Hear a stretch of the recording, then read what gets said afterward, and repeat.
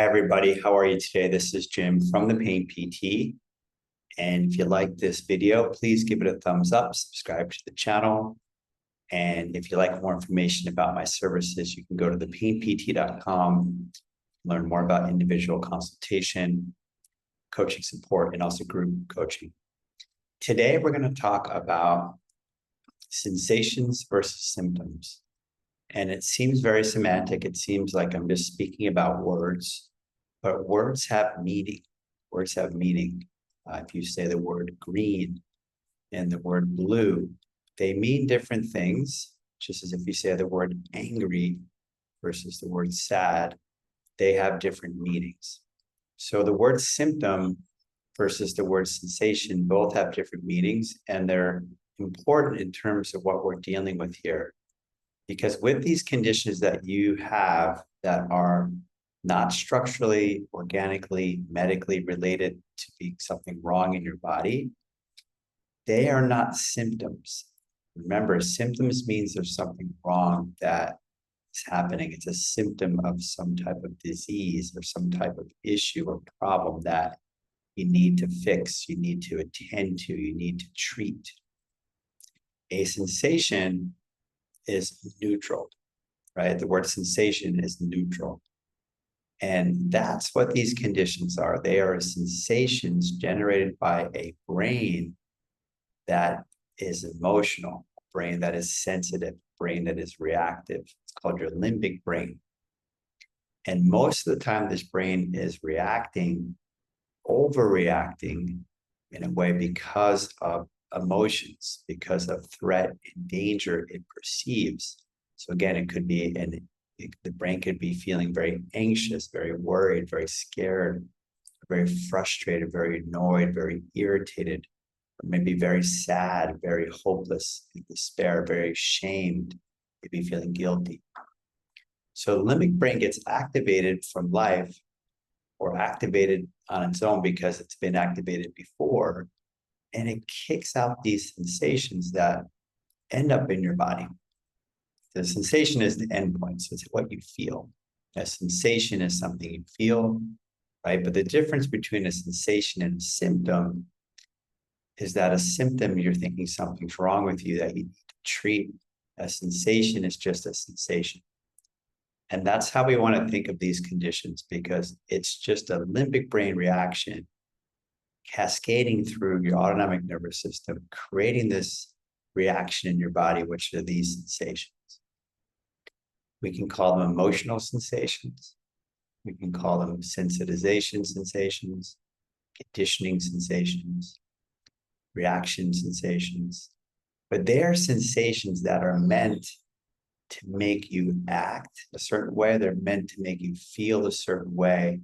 They are perceived, and that's the key word here, perceived danger and threat signals. That's another word you could use. These are signals from a brain, again, that feels threatened or in danger.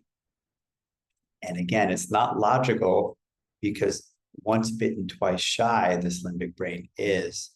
When you've been affected or have gone through trauma or adverse childhood events or different stresses, that limbic brain becomes affected and therefore can kick out these sensations in your body because it doesn't feel safe.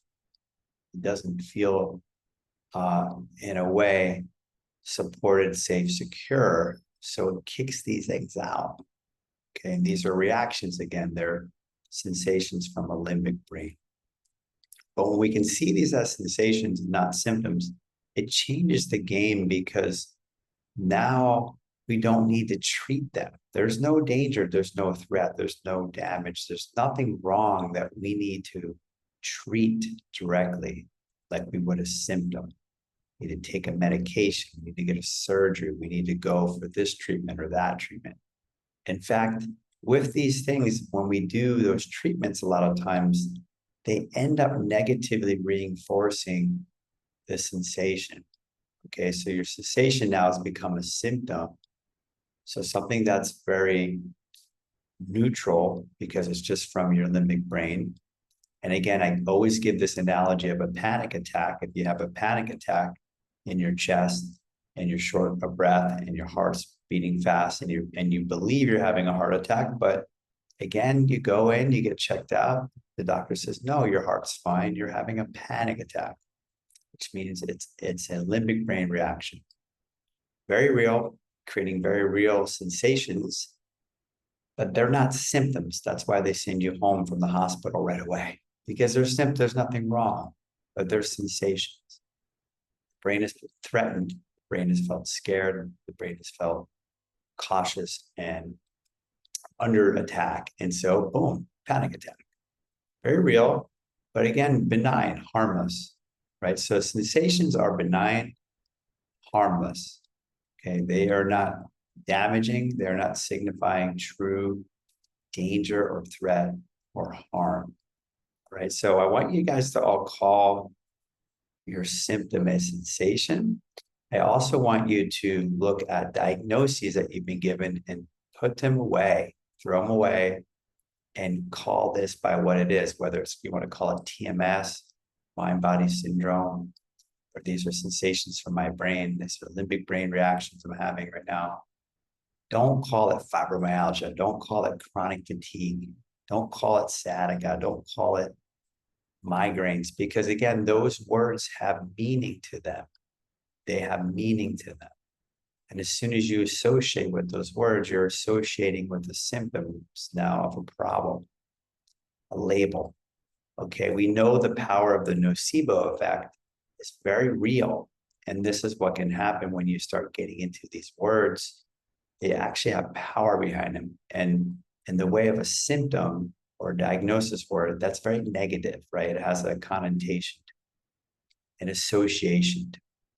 So we want to remove that, get into the right mind space and head space around this, and use the right words to describe what's happening, to be very accurate, very clear. Okay, we do not want to accept the diagnosis, the medical diagnosis, if that's not what it is.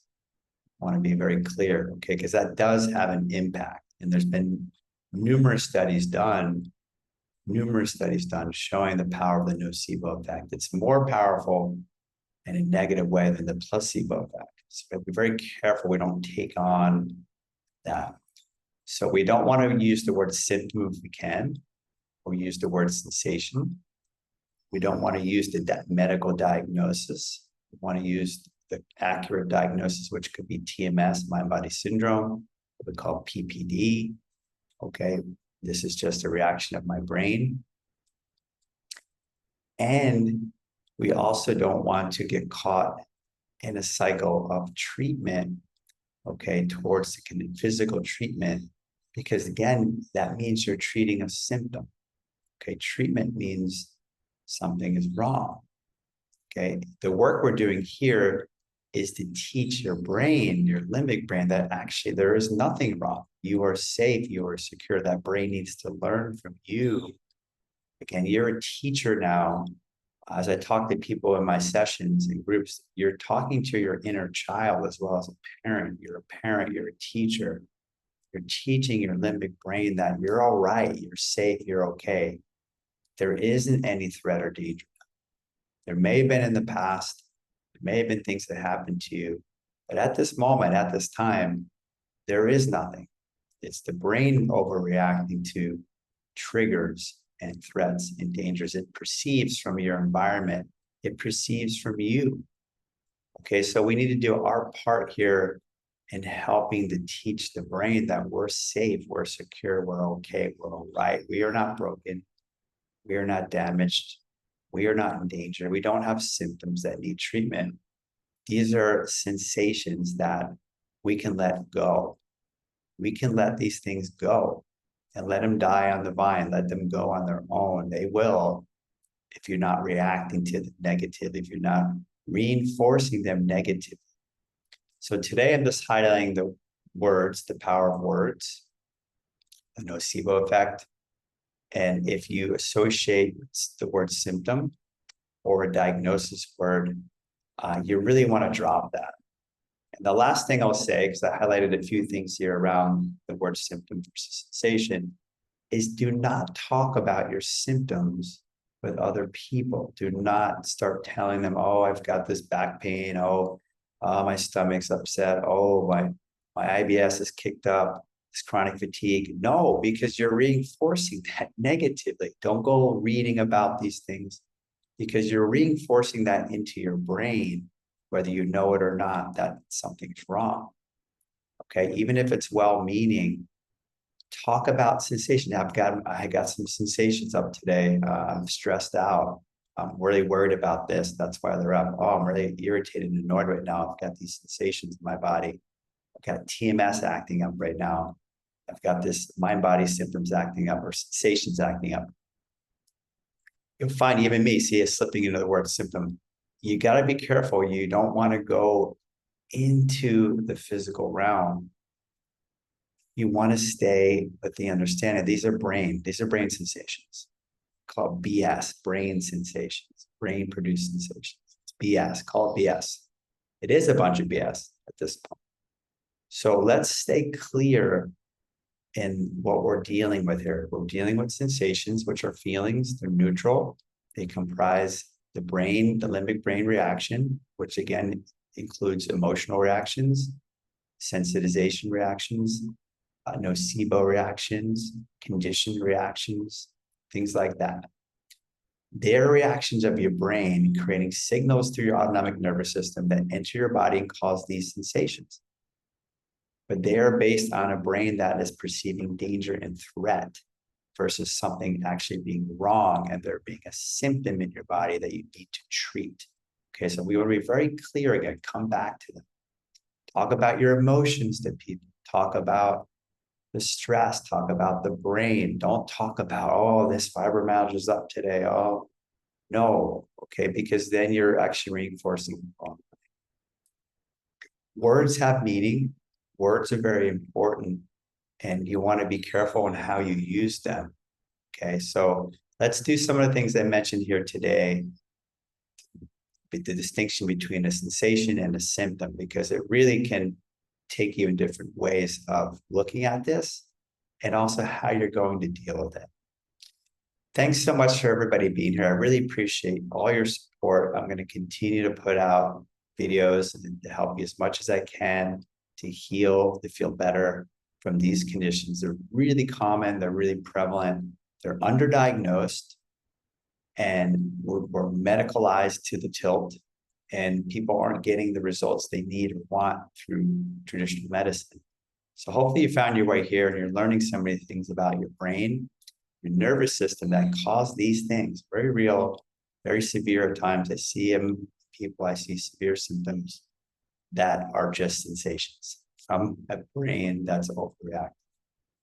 All right, everybody, make it a great day, and we'll catch up with you guys next time. Bye-bye.